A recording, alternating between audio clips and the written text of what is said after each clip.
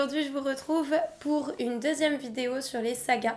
J'ai déjà fait la vidéo sur les sagas que j'ai terminées et que j'avais commencé aussi dans l'année 2024. Je vous remets la vidéo par ici. Et là ça va être la deuxième vidéo, donc je vais parler des sagas que j'ai abandonnées ou que je pense abandonner. Je vais commencer par les sagas pour lesquelles je ne sais pas si je vais les continuer, donc où j'hésite. C'est-à-dire que ça n'a pas été une mauvaise expérience de lire le tome 1, je l'ai bien aimé, mais c'est juste je sais pas si je continue et je vais vous expliquer pourquoi. La première saga, c'est Kaamelott, la BD d'Alexandre Astier et de Steven Dupré aux éditions Casterman. Donc là c'est le tome 1, c'est celui que j'ai lu au mois de mars pour mon Cozy Book Challenge. Je vous remets le vlog ici où je vous en parle. Et je vous dis que j'ai bien aimé l'histoire en fait, mais c'est juste le format BD. J'ai du mal avec le format BD.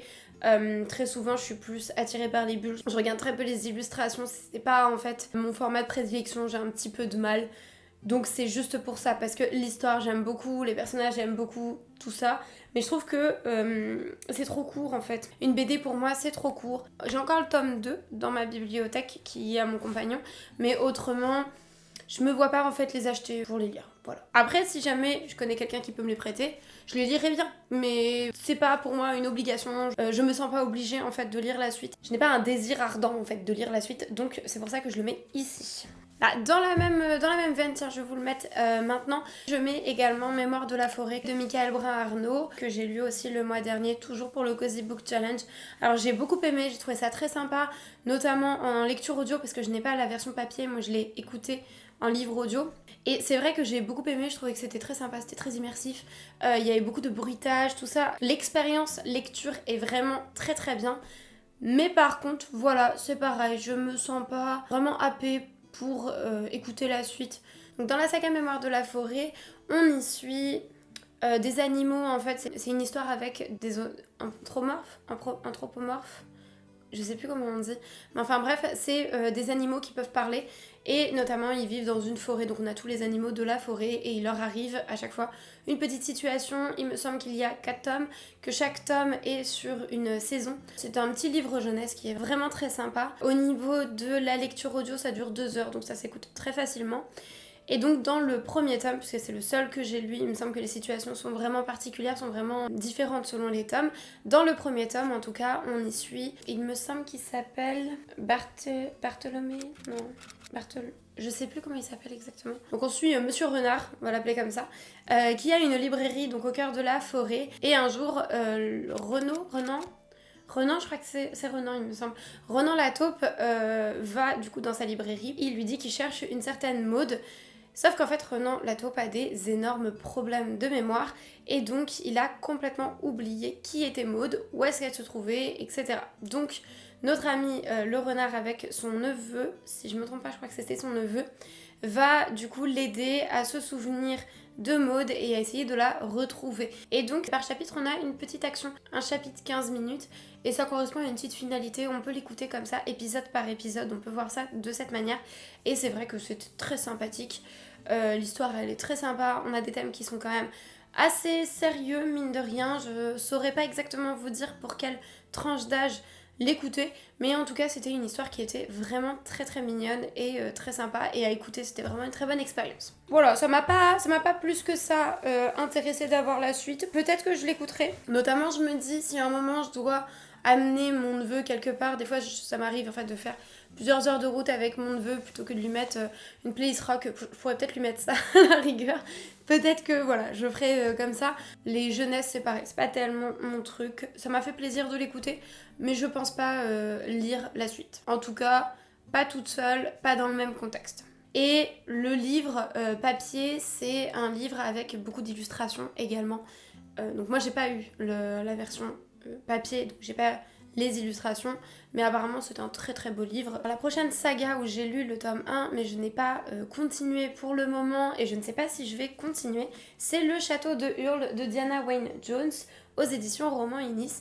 C'est le livre qui a inspiré le film d'animation Le Château ambulant de Miyazaki. C'est une cozy fantasy qui est très sympathique, qui fait plaisir à lire, enfin c'est vraiment très détente. On est dans un roman qui est très atmosphérique, on est dans un univers voilà, qui nous englobe, qui nous enveloppe, et c'est vrai que c'est très sympa.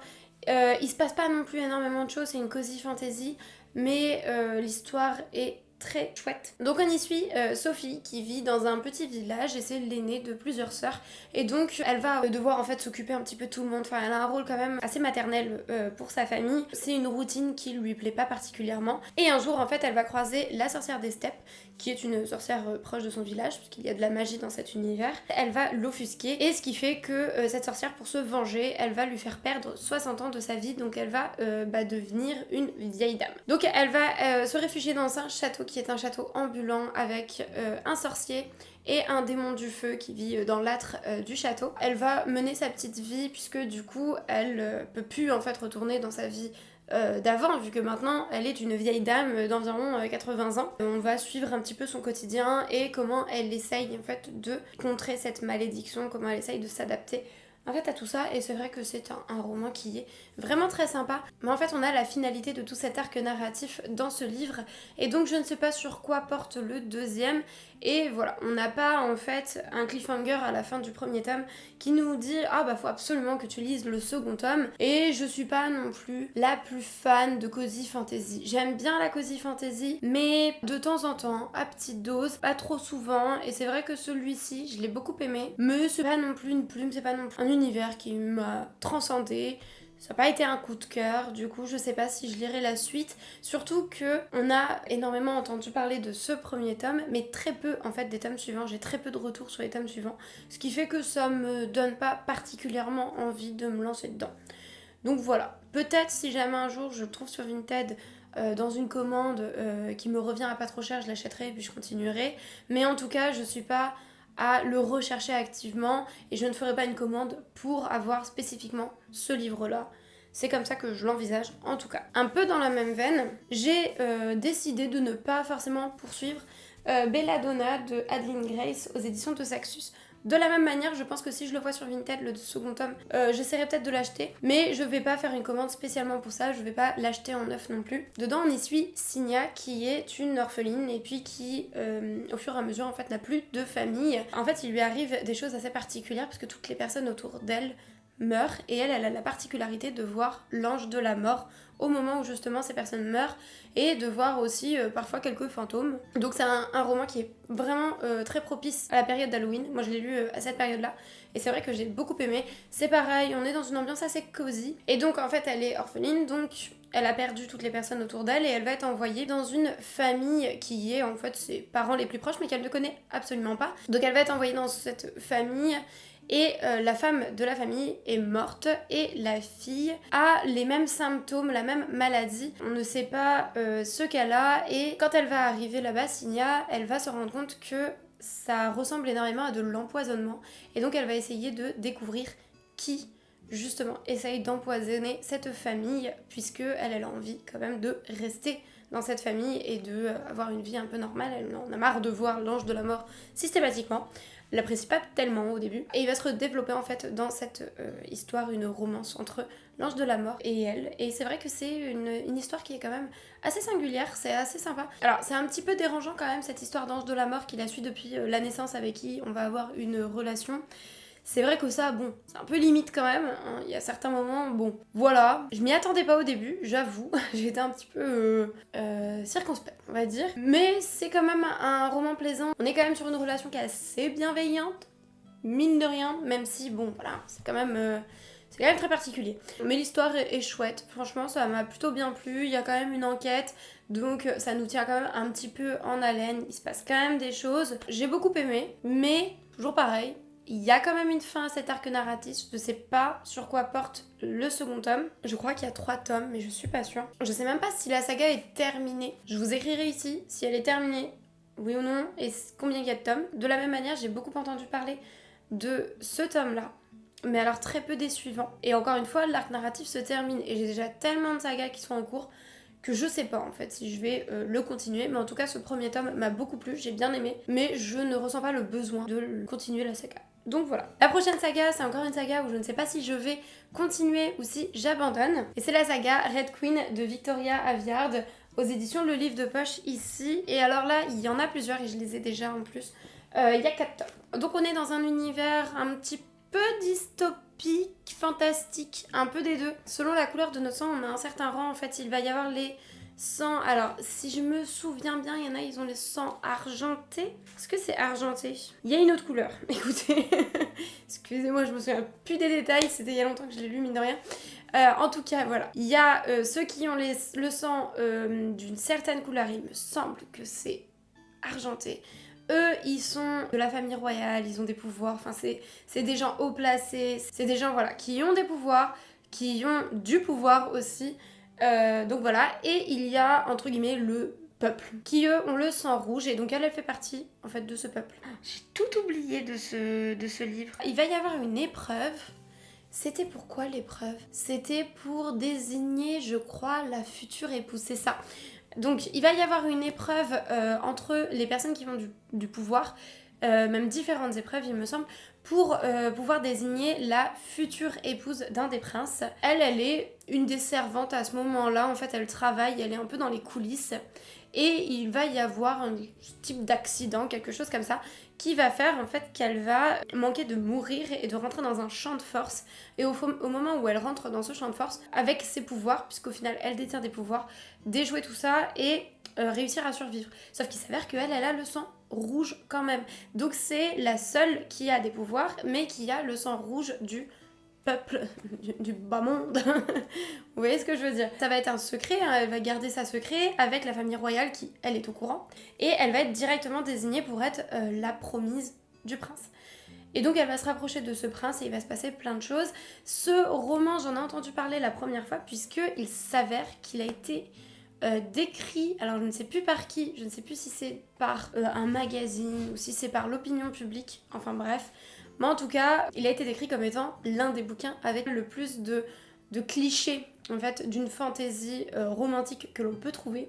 Et donc ça m'a vachement intriguée au début, je me suis dit je vais quand même le lire, et il est quand même désigné aussi comme étant un des classiques de la romantaisie, donc ça m'a vachement intriguée à ce niveau-là. Puisqu'il date de quand? J'adore vous donner des petites dates et des trucs comme ça à chaque fois.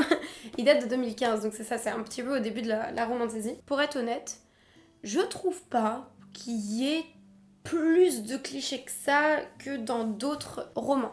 Et pourtant, j'y suis allée en sachant ça. Donc c'est vrai que souvent, quand on s'attend à quelque chose dans le livre, on a plus de facilité à le voir. Là, si jamais je m'attendais à voir des clichés, c'est vrai que quand je l'ai lu, j'ai pu faire plus attention à ah bah oui, ça c'est cliché. Alors que ça peut passer beaucoup plus facilement dans d'autres livres. Et je l'ai pas trouvé tant cliché que ça. Ça a été. En vrai, la romantaisie, bah, c'est souvent un peu cliché, enfin, on va pas se mentir qu'on a certains scénarios, certains mécanismes qui sont assez répétitifs et que l'on voit très souvent, mais ça n'empêche qu'on adore ça, donc c'est pas grave, moi ça me dérange pas du tout. Et je l'ai pas trouvé plus cliché que ça. On a en effet le plot de l'élu, on a en effet le plot de je découvre mes pouvoirs, on a le côté mariage forcé, on a tout ce genre de choses. C'est vrai que oui, on a beaucoup de plots dedans qui sont basiques, quoi, que l'on peut retrouver à plein d'endroits. Mais ça m'a pas gêné plus que ça. J'ai pas trouvé que l'écriture, elle était horrible. J'ai pas trouvé tout ça. Donc, non, franchement, une assez bonne lecture. J'ai plutôt bien aimé. Il est pas très long. Il fait moins de 500 pages. Franchement, ça va. Ça s'est vraiment bien lu. J'ai beaucoup aimé. Mais le truc, c'est que, pas transcendé non plus, quoi. On finit avec un cliffhanger quand même, donc j'ai quand même envie, mine de rien, de connaître la suite. Mais en même temps, je sais pas. J'ai pas ce côté, j'ai envie vraiment d'avoir la suite. J'avoue, pour l'instant, je l'ai mis de côté. Ça doit faire presque un an. Ça doit faire un an que j'ai lu le premier. J'ai acheté les 4 en même temps sur Vinted. Et à aucun moment, je me suis dit, oh, il faut vraiment que je lise la suite. Comme j'ai pu le faire avec d'autres. Il y en a d'autres où je les ai achetés entre temps pour pouvoir lire la suite tellement ça m'intéressait, ou alors je les recherche justement actuellement sur Vinted pour avoir la suite et je ne peux pas les avoir. Celui-là, j'ai la suite, mais j'ai pas plus envie que ça de les lire. Et là, maintenant que ça fait un an que j'ai lu le premier, je me rends compte, je me souviens pas grand chose dedans. Quand je vais revenir dessus, si je reviens dessus, dur en fait de m'y remettre. Un peu compliqué de me relancer dedans avec tout ce qui se passe. Il se passe quand même beaucoup de choses, l'univers est quand même assez fourni, mine de rien. Il y a pas mal de personnages. Du coup, à voir, j'ai peur d'être un peu perdue et de pas trop apprécier ma lecture. Par contre, il me semble qu'il n'y a pas de smack dedans. Enfin bref, une bonne lecture, pas de soucis. Mais est-ce que je vais lire la suite? Je sais pas. Franchement, de tous ceux que je vous ai présentés jusqu'ici, je pense que c'est lui où j'ai le plus de chances de lire la suite. Bah parce que j'ai les suivants en fait, tout simplement. Donc voilà, pour cette dernière saga où je ne sais pas si je continue. Et je vais enchaîner avec les sagas où là, je sais que je vais les abandonner. Ou je les ai déjà abandonnés. Celle-là, il n'y a pas de doute. La première saga que j'abandonne officiellement, et là je vous le dis, j'abandonne, c'est la saga Red Rising de Pierce Brown aux éditions Hachette. Alors, Red Rising, coup de cœur. J'ai adoré ce premier tome. Donc c'est une dystopie dans laquelle on va suivre Darrow, qui est un rouge, parce que c'est pareil, on a en fait une échelle sociale, on a en fait un classement des gens selon leur statut social, et du coup ça va être des couleurs. On va avoir les ors qui sont tout en haut de ce classement et on a tout en bas les rouges. Il me semble qu'il y a même un petit graphique, je pourrais peut-être vous le montrer. Donc voilà, on vous le met dès le début et c'est vrai que c'est pas mal de vous le mettre. Donc on a tout en haut les ors, après on va avoir à certains niveaux en fait des situations professionnelles qui vont être au même niveau. Et tout en bas ici, nous avons les rouges qui correspondent aux ouvriers. Donc notre Darrow, c'est un ouvrier et il vit du coup avec les rouges et il vit plus particulièrement lui dans une mine. Il est l'équivalent de mineur. Et ils ont une vie qui est vraiment pas jojo, hein. Ils sont sous-alimentés, ils passent leur vie à travailler, ils ont beaucoup de restrictions, d'interdiction, ce genre de choses. On est dans une dystopie pure, concrètement, et notre Darrow va vivre un traumatisme. Il va se passer en fait quelque chose au début, je vous le dis pas parce que si vous voulez lire, moi ça m'a pratiquement fait pleurer à la page 60, concrètement, parce que vraiment... On nous le ménage pas au début, il va se passer quelque chose, je vous en dis pas plus, qui va retourner son monde en fait, qui va chambouler toutes ses habitudes, toute sa routine, et qui va en fait le motiver à complètement renverser cette société. Donc ça va être son but, et pour ça il va intégrer un programme en fait avec des rebelles où ils vont le transformer. Quand je dis transformer, c'est parce qu'on n'est pas juste rouge et or selon le lieu où on habite, mais aussi selon des caractéristiques physiques. Les rouges, ils vont avoir les os beaucoup plus fragiles, puisqu'ils sont sous-alimentés depuis des générations, et ils vont avoir une carrure beaucoup moins forte. Voilà, en tout cas, ils ont des grosses différences, même au niveau, j'ai envie de dire, limite moléculaire. Il va du coup subir des interventions pour pouvoir se fondre en fait dans les ors, et essayer d'obtenir une place particulière chez les ors pour renverser en fait toute cette société. Chaque or va passer à 16 ans, des épreuves pour les tester, pour voir un petit peu quel grade ils peuvent atteindre. Et donc Darrow va intégrer ces épreuves. Donc on est dans un livre dystopique avec des épreuves. Donc moi franchement j'ai adoré, je l'ai trouvé vraiment très très chouette. Ce huis clos en fait dans l'épreuve, j'ai trouvé qu'il était vraiment très bien construit, qu'il y avait des rebondissements sur rebondissements sur rebondissements. Je l'ai lu très rapidement, j'ai beaucoup aimé. Et ensuite, nous avons le tome 2, pardon. Nous avons le tome 2, Golden Sun, où là on est dans la suite, on est après ces épreuves. Et alors là par contre ils m'ont perdu. Parce que, encore une fois, moi j'adore les tomes 1. J'aime énormément quand on a une quête, on sait où est-ce qu'on va, on sait quel est le but final. Et là il me manquait ça. Bon, le but final c'est de renverser la société. Ça j'ai bien compris, mais voilà, il me manque des buts à court terme et j'ai trouvé c'était long, ça tournait en rond, il se passait pas grand chose, et alors là le jargon a totalement changé. Autant dans celui-ci, au tout début on est dans un monde avec les rouges qui est quand même assez rudimentaire, et après on nous met dans des épreuves où c'est pareil, il faut être livré à soi-même, donc on a très peu de technologie, on a très peu d'outils un petit peu particuliers qu'on ne retrouve pas en fait dans notre monde à nous et qui est propre à ce monde. Et alors là par contre on est bombardé, moi je ne savais plus du tout qu'est-ce qu'était quoi, où est-ce qu'on était, qu'est-ce qui se passait, enfin c'était un conflit dans ma tête, c'était terrible, et pourtant je les ai lus vraiment assez rapidement l'un après l'autre. J'ai vraiment entamé celui-ci directement après avoir terminé celui-là, il s'est passé genre 1 ou 2 jours, vraiment pas longtemps. Et j'étais complètement perdue sur tous les termes, sur toutes les spécificités, sur tous les nouveaux personnages. Enfin, il se passait trop de trucs. C'était... Et en même temps, c'était long. Enfin, c'est bizarre. Il y avait trop d'éléments. Et en même temps, c'était long. Et c'était long. Et je savais pas où on allait. Et il se passe quand même des choses. Et il se passe rien. Enfin, ça m'a un peu saoulée. Surtout que le premier, j'ai eu un coup de cœur. Celui-là, j'ai pas du tout accroché. Et après, j'ai enchaîné toujours dans la continuité, j'ai pas trop attendu, parce que je me suis dit, si jamais déjà là je comprenais pas, alors là, je suis foutue. J'ai pas trop attendu, mais j'ai lu du coup le 3e tome, Morning Star. Et alors là, j'ai pas pu. J'ai arrêté, je crois que je suis à la page 200. Je suis à la page 263. Et là, j'ai pas pu. J'ai arrêté. Je savais plus où on en était et ça m'intéressait plus en fait. Je crois que les 200 pages, là, j'ai mis presque un mois à les lire parce que je lisais un chapitre par-ci, un chapitre par-là et ça m'intéressait plus, j'avais pas envie d'y aller. Donc je me suis dit, on va pas se forcer, ça sert à rien. Si tu veux plus avoir l'histoire, tu veux plus avoir l'histoire et puis tant pis. Et donc j'ai arrêté. C'est le seul livre. C'est le seul? Je crois que c'est le seul livre que j'ai abandonné de l'année 2024 parce que vraiment je n'avais plus envie. Ça me tentait plus en fait. J'ai pas trop aimé. Et il me semble qu'il y a encore d'autres tomes du coup de cette saga. Donc ça a été une énorme déception parce que je vous dis tome 1 coup de cœur, tome 2 compliqué et tome 3 abandon. En tout cas le tome 1 j'ai vraiment adoré. Mais le problème c'est qu'on termine sur quand même un bon cliffhanger à la fin du tome 1. Ça donne envie d'avoir la suite. Donc je sais pas si j'aurais pu m'arrêter au tome 1 comme je l'ai fait avec les autres sagas là dont je vous parlais. Très mitigée sur cette saga. La suivante, je ne continuerai pas. La fille du roi pirate de Tricia Levenseller aux éditions Stardust.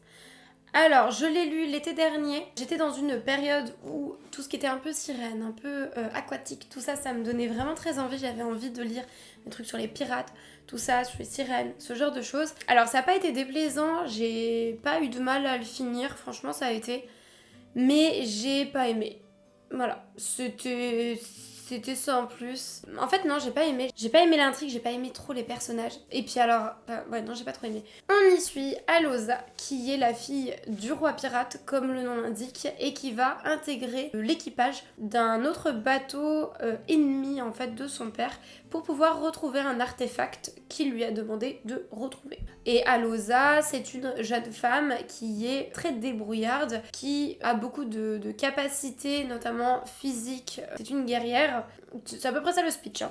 Sauf que, voilà, je trouve qu'il y a eu beaucoup de facilité scénaristique. C'est-à-dire qu'il y a eu des moments où je sentais qu'on arrivait un peu dans une impasse, en fait, au niveau de ce qui se passait. On inventait des aptitudes à Alosa pour pouvoir se tirer de situations, alors que elles sont pas introduites, en fait, ces aptitudes. On n'y connaît rien. Et là, d'un coup, voilà, elle est broken comme ça. Ça m'a un petit peu gênée. Après, je trouve qu'il se passe vraiment pas grand chose au milieu du livre pendant qu'elle cherche l'artefact. C'est un peu mou. On rame un petit peu, on a envie que ça avance un petit peu plus. Et la fin, il se passe toute une scène d'action.